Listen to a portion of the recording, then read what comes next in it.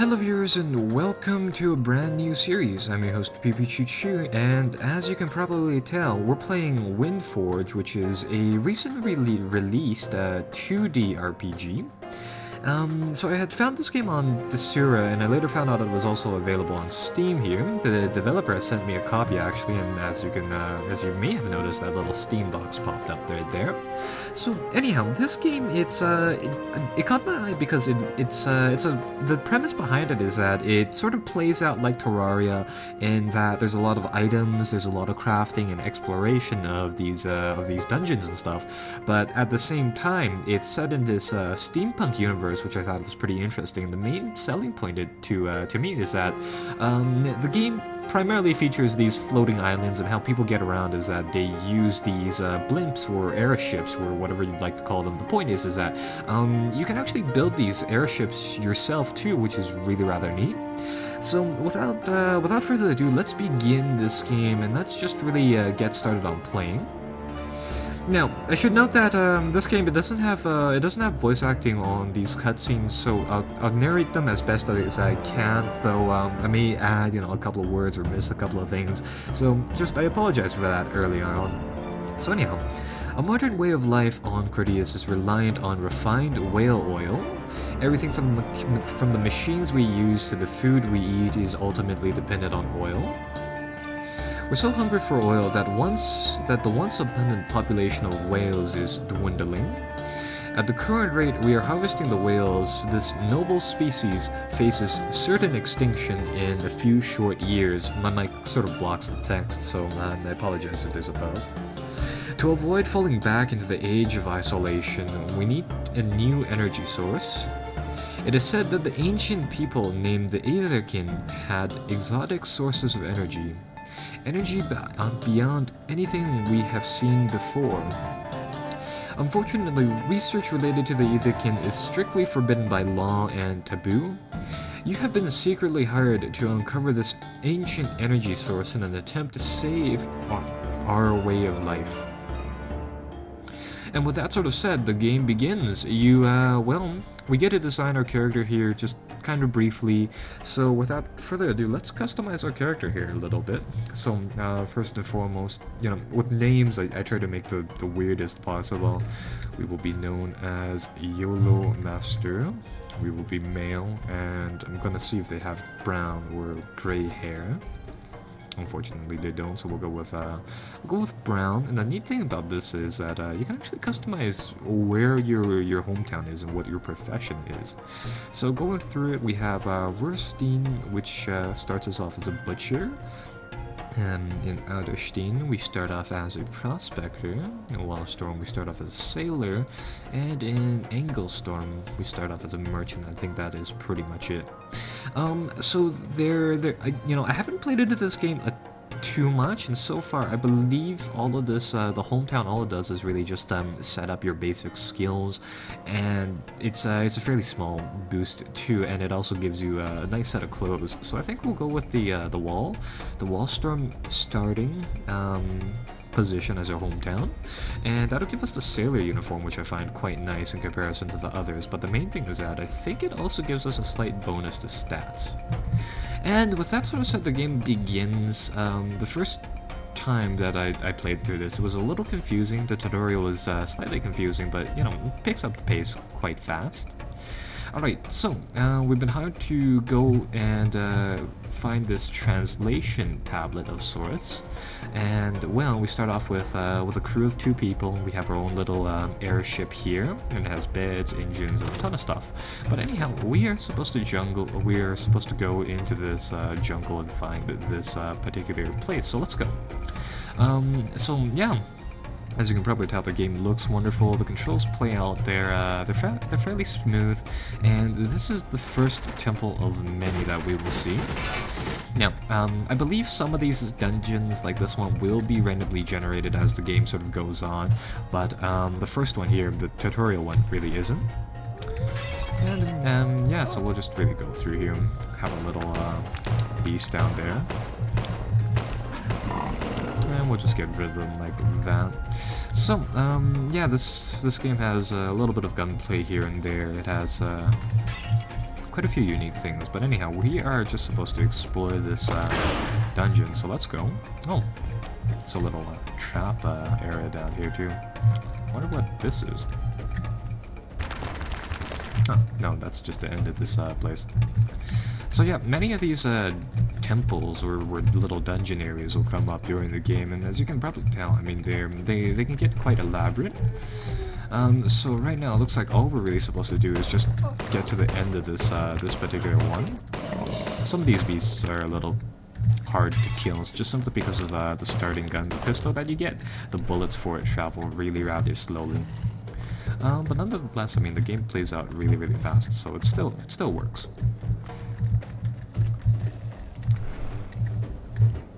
And let's see what we've found so far. So we found a few of those lifestone fragments so far, so that's good. Those things are actually quite valuable.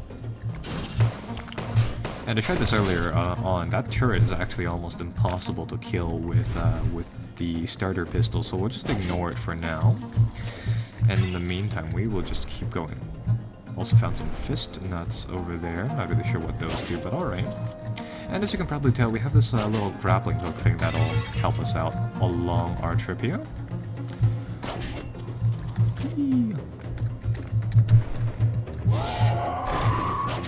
Yep, and later on here, you do actually fight a boss fight. I just want to collect all of these lifestone fragments.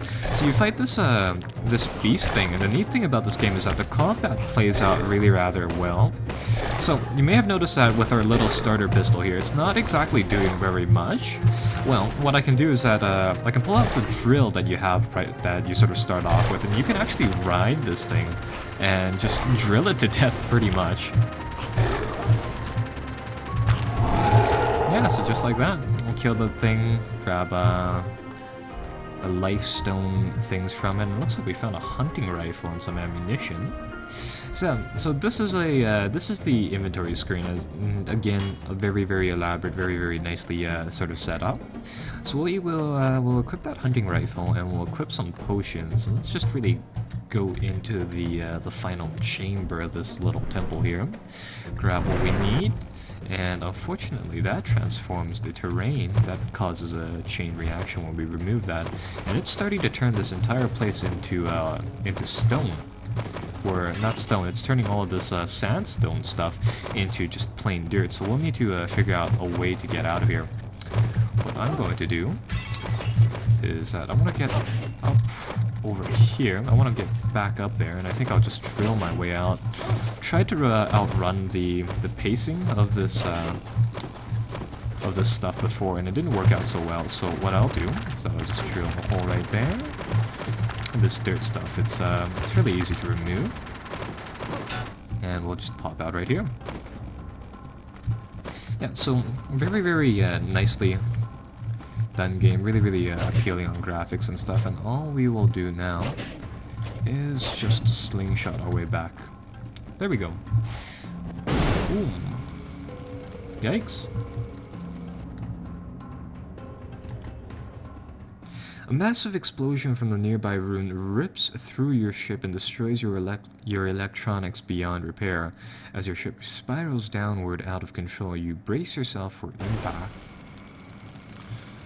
Oh no, it looks like we've crashed, and unfortunately that damage is essentially whatever we have here. So let's see what we can do here. And this is really the part inside the tutorial where you learn about how to build things, how to craft things, and how to really repair your ship here.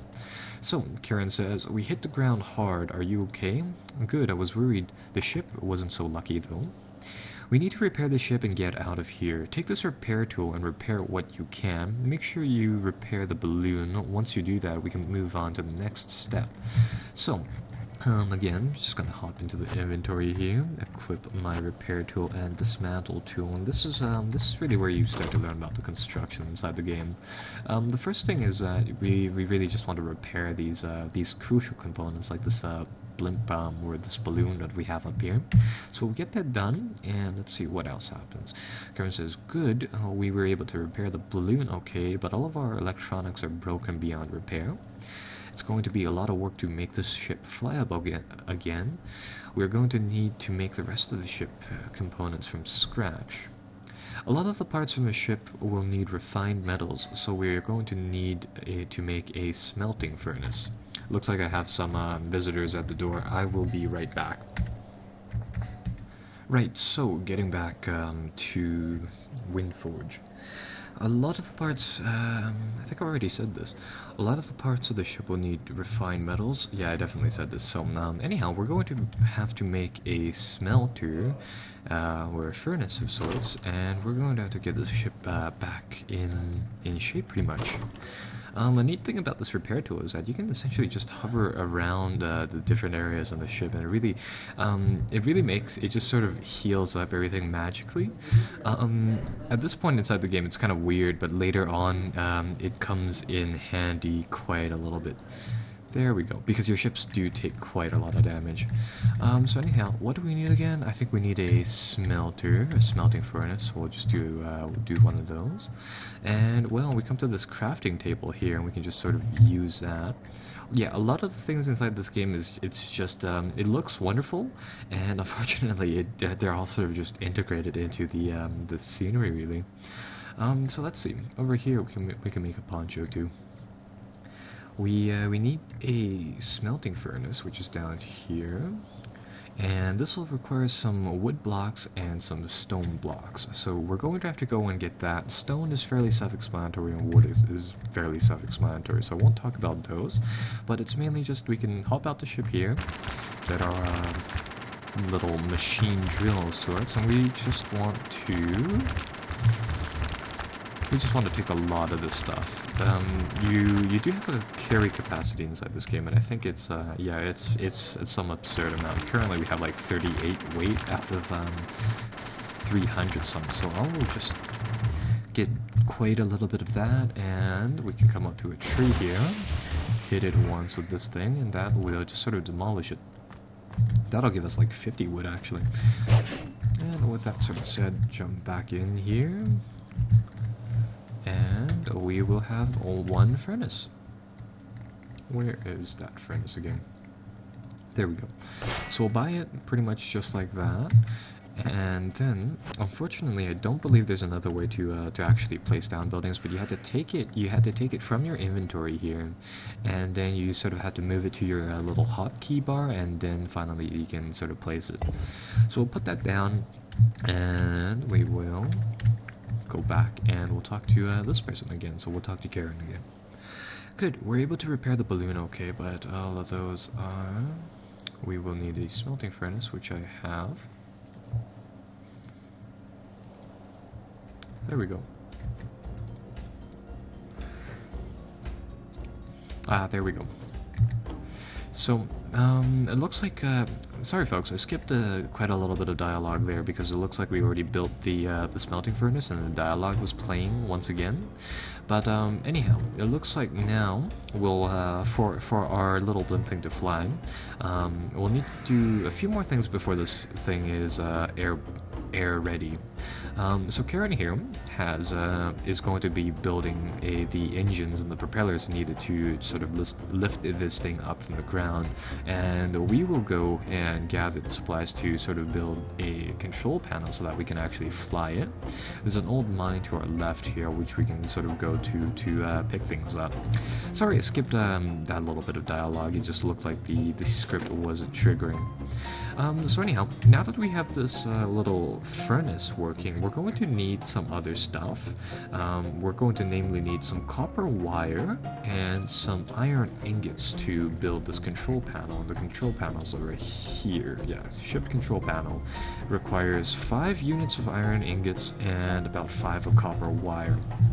So, with that sort of said, we set off once again to get these materials.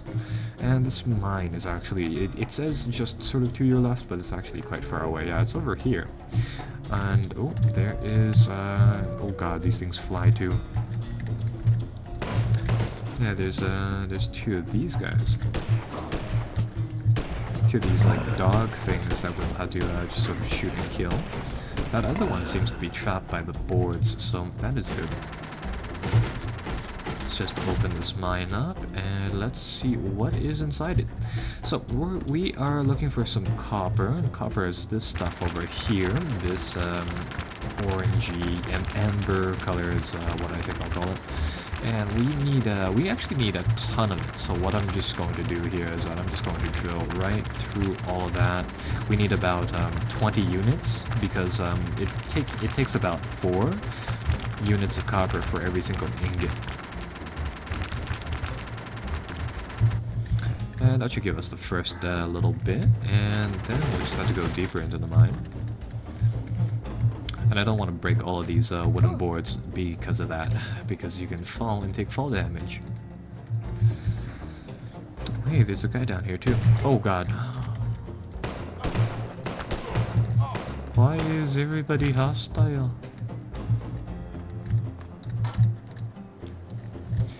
Alright, so we're taking a look at, we're trying to find some copper over here. Just find ammo and money in the middle of nowhere, but that's alright too.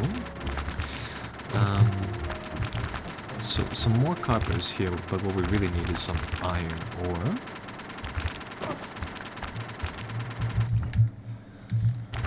And now let's go see if there is any of that available. And iron inside this game, it's this slightly darker shade of darkish gray / purple. So let's see if there is any of that around.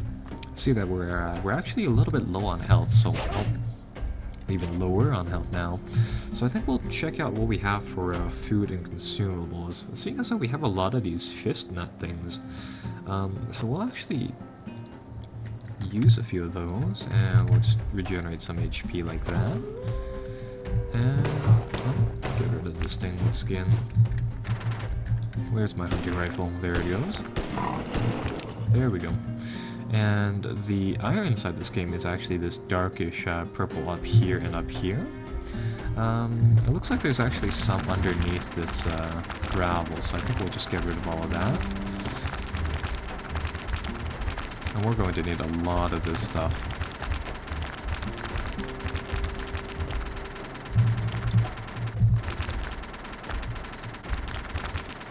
Now, with the way the drill works inside this game, it's a little bit hard to pick out the individual bits and bobs, but I think that's pretty much that. Managed to get a good amount of copper over there, or iron over there. And perfect. There's a big pile of it over here too. So again, really wonderful graphics on this game. Really nicely looking for what it's worth. There we go. Now we are going to need about 20 units each. So let's see if we have enough here for that. So we have, no, that's stone. Let's see. So 26 iron ore, 39 copper ore. Well, looks like that's pretty much good. So I think I'll harvest just a little more iron ore here, just to be safe. If my numbers are wrong, I don't really want to come back to this mine. And I think that's pretty much it. So, with that sort of said, let's go back up to our little air blimp, and let's really continue on with the... Oh, there's another guy down there. He's probably also hostile, so I'll just get on going. Hop up here, drop off, and there we go.